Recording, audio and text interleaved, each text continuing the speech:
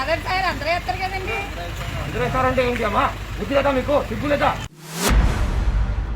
తీసుకురావు చెత్త. చెత్త ఉండే ఎక్కడ ఉంది? వేదో ఎలా వేసుకో అంతే. ఎలా కనిపిస్తుంది ఇది? ఎలా కనిపిస్తుంది? నెక్స్ట్ టైం ఇలా చేస్తే మీ ఫైన్ చేస్తాను మీకు. చాలా చోట్ల చెత్తను ఇంటి నుంచి బయటపడేస్తారు. కానీ కాకినాడలో ఇది రివర్స్లో సాగుతోంది. ఎవరైనా ఇలా చెత్తను రోడ్డు మీద వేస్తే దానిని మళ్ళీ వాళ్ళ ఇంటికే రిటర్న్ గిఫ్ట్గా పంపించే కార్యక్రమానికి శ్రీకారం చుట్టింది కాకినాడ మున్సిపాలిటీ. ప్రజలు కూడా దీనిని అర్థం చేసుకున్నారని మున్సిపల్ కమిషనర్ చెబుతున్నారు. ఇలాంటి ప్రయత్నాలతో సత్ఫలితాలు వస్తున్నాయని అంటున్నారు.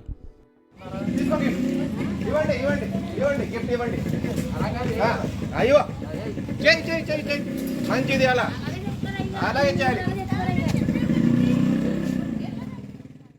ఈ రిటర్న్ గిఫ్ట్ ఇది ఆలోచన అంటే పబ్లిక్ మీరు ఒక పాజిటివ్ వేలో మీరు తీసుకోవాలి.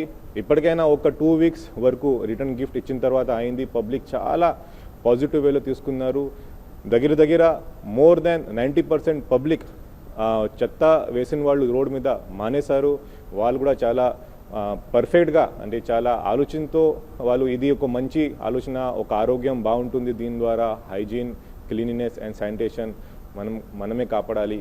దీని ద్వారా మన కాకినాడ కార్పొరేషన్ ప్రజలకి మన నాట్ ఓన్లీ కోవిడ్ బట్ ఇంకా వేరే డిసీజ్ అంటే డెంగ్యూ కానీ, మలేరియా కానీ, చికెన్ గున్యా కానీ మనం చాలా వరకు తగ్గించవచ్చు. మున్సిపల్ కమిషనర్ స్వయంగా చెత్తను ఇంట్లో వేసిన వారిని బీబీసీ సంప్రదించింది. చెత్త రోడ్డు మీద వేసిన విషయంలో తాము స్పందించడానికి సిద్ధంగా లేమని వారు చెప్పారు. స్వచ్ఛ భారత్ పథకంలో భాగంగా పరిశుభ్రంగా ఉన్న నగరానికి కేంద్రం ఏటా అవార్డులు ఇస్తోంది. స్వచ్ఛ సర్వేక్షణ పేరుతో ఇస్తున్న ర్యాంకుల్లో ప్రస్తుతం కాకినాడ 58వ స్థానంలో ఉంది. దానిని టాప్ 10లోకి తీసుకురావడమే లక్ష్యంగా కృషి చేస్తున్నట్లు కమిషనర్ చెబుతున్నారు. అందుకు అనుగుణంగా ప్రజలు, ప్రజాప్రతినిధులను కూడా భాగస్వాములు చేసేందుకు ప్రయత్నాలు చేస్తున్నారు.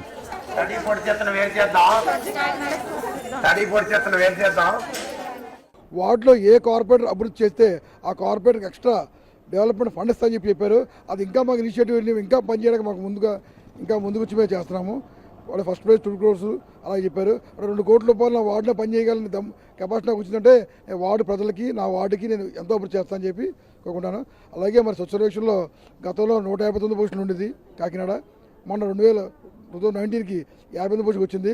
ఈసారి టాప్ 1 to 10లో ఉంచాలని చెప్పి కాకినాడని మా కార్పొరేట్ అందరి కోరిక.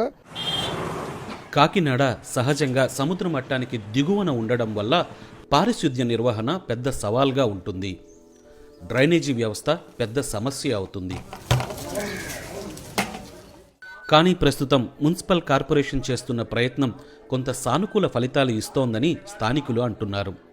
ఓవైపు టెక్నాలజీని వాడుకుంటూ చెత్తను వనరుగా మార్చుకునే ప్రయత్నాలు కూడా జరుగుతున్నాయి. సీసీ కెమెరాలను అన్ని వీధుల్లోనూ ఏర్పాటు చేయడంతో పర్యవేక్షణ సమర్థంగా చేయగలుగుతున్నామని అధికారులు అంటున్నారు. శానిటేషన్ సిబ్బందికి కూడా జీపీఎస్ ఏర్పాటు చేసి జవాబుదారీతనం పెంచడం ఉపయోగకరంగా మారిందని అంటున్నారు. తోలుబొమ్మలాటల వంటి వివిధ కళారూపాల సహాయంతో ప్రజలలో అవగాహన పెంచే ప్రయత్నాలు కూడా సాగుతున్నాయి. తడి చెత్త, పొడి చెత్త సేకరణ చేయటం, ఈ శానిటరీ వాళ్ళు కూడా తుడవటం చేయటం చాలా మార్పు వచ్చింది. ఈ కంపోస్ట్ కూడా మేము కంపోస్ట్ చేసుకుంటా పైన ఎలా చేసుకోవాలి ఏంటన్నది మేము మొక్కలు పెంచుకుంటున్నాం కదా, అది వేస్ట్గా బయట పడేయటం ఎందుకు ఇంకా. అందుకని కూరగాయలు అవి ఇవి ఆకులు అలాంటివి అయితే పొడివి బయట పడేస్తాము. మిగతా అన్నీ మేము కంపోస్ట్ బిన్ పెట్టుకున్నాం పైన, బాగా పైన అందులో వేసుకుంటాం. ప్రజలు, ప్రజాప్రతినిధులు, అధికారుల చొరవ కాకినాడ నగరాన్ని స్మార్ట్ సిటీగా మార్చే క్రమానికి దోహదపడుతోంది. అధికారులు చెత్తను రివర్స్ గిఫ్ట్గా పంపే ప్రయత్నాలతో అంతా అప్రమత్తమయ్యారు. శానిటేషన్ నిర్వహణ మరింత సమర్థంగా సాగితే కాకినాడకు తగిన గుర్తింపు వచ్చే అవకాశం ఉంది. ఇలాంటి ప్రయత్నాలు ప్రచారానికే ఉపయోగపడతాయని కొందరు వ్యాఖ్యానిస్తున్నారు. సిబ్బంది సంఖ్య పెంచి సమర్థంగా పనిచేసే పరిస్థితులు కల్పించడమే ఎక్కువ ప్రయోజనమని కాకినాడకు చెందిన అడ్వకేట్ పేపకాయల రామకృష్ణ బీబీసీతో అన్నారు.